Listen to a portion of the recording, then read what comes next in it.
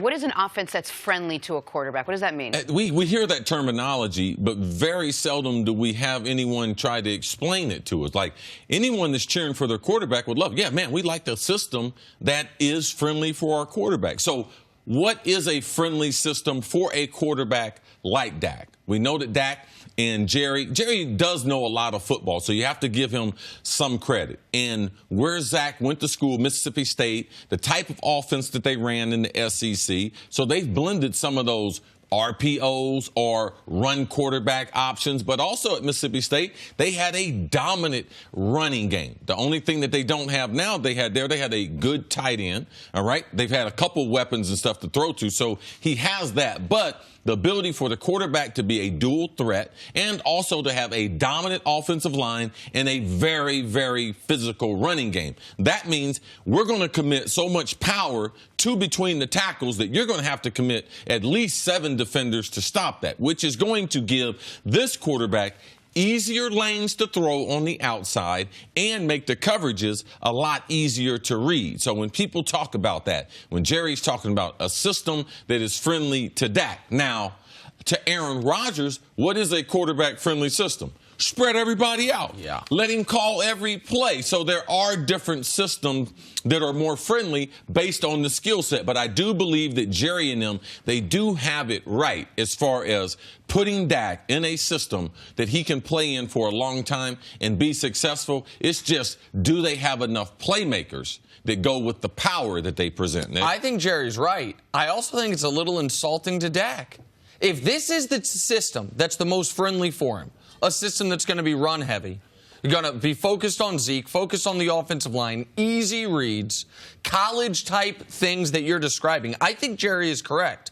I also think that if I'm Dak Prescott, I'm like, man, I got to go prove to him I'm more than that. Because this would not be the best system for the best quarterbacks. This is not the system Drew Brees wants. This is not the system Aaron Rodgers wants. This is not the system Tom Brady wants. Go down the list. This is a system that is perfect if you are saying our quarterback is the guy that you were saying he was last year. Can't drop him back 30, 35 times. We can't say Dak he can win us a game, but the plan going into a game can't be for Dak from the first quarter. Not from the first quarter for Dak to go win us the football game. So I don't think Jerry's wrong, and I know he's trying to do right by Dak Prescott, not only with the team but with the commentary.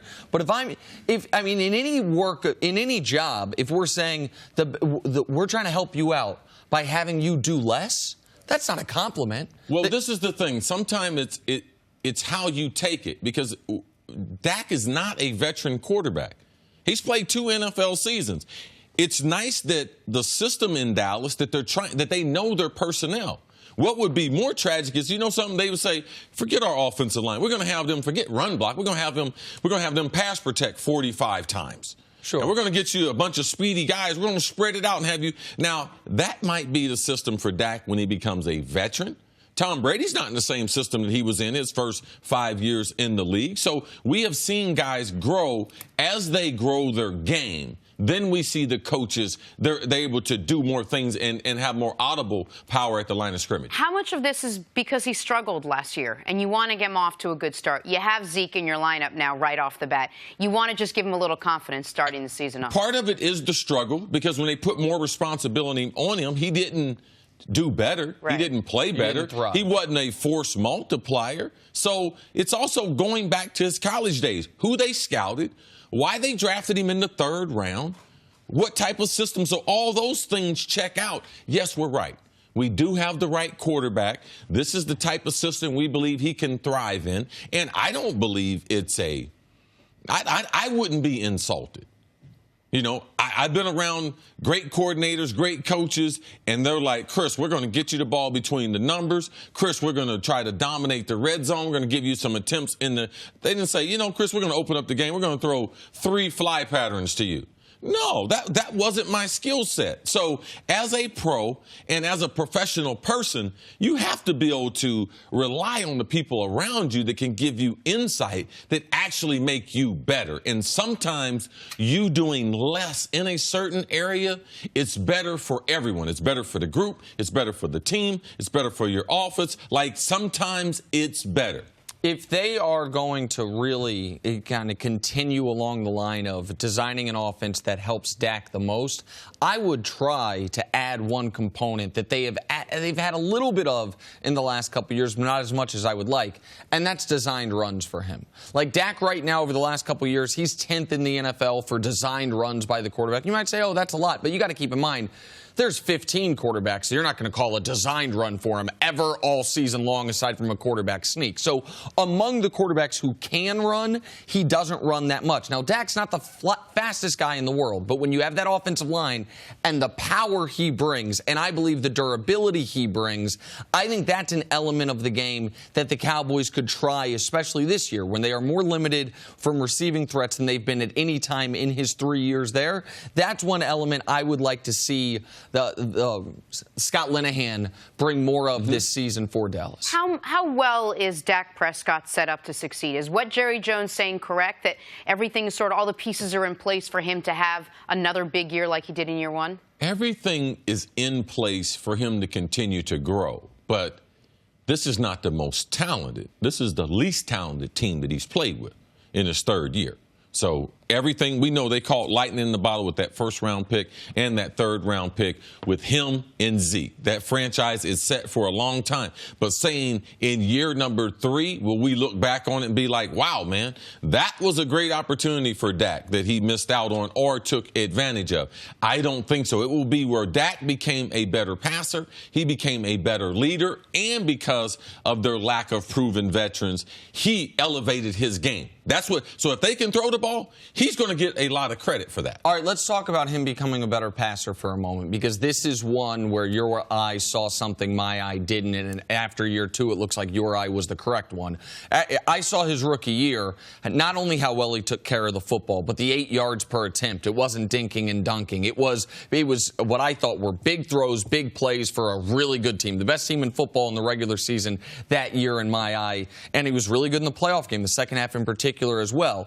And so I went into year 2 saying, listen, Dak Prescott is one of your top flight quarterbacks in the league, can make the throws you want all the quarterbacks to make outside of maybe the rare few Aaron Rodgers, Cam Newton guys that can make really spectacular strong arm throws. That's not what you saw. Going into year 2, you cautioned against it. You were proven right last year. How does he expand his throwing repertoire? What are the things that, even with the success of year 1, you weren't seeing that made you skeptical about his ability to be a high-volume passer? Right. I think he's more than adequate in the pocket now, but I would like him to be able to throw the ball on the move. I would like Dallas and Scott Linehan to be able to move the pocket more because he is a good athlete. Now, just because you have a robust offensive line, typically the only reason why you move the pocket is because your line is shabby.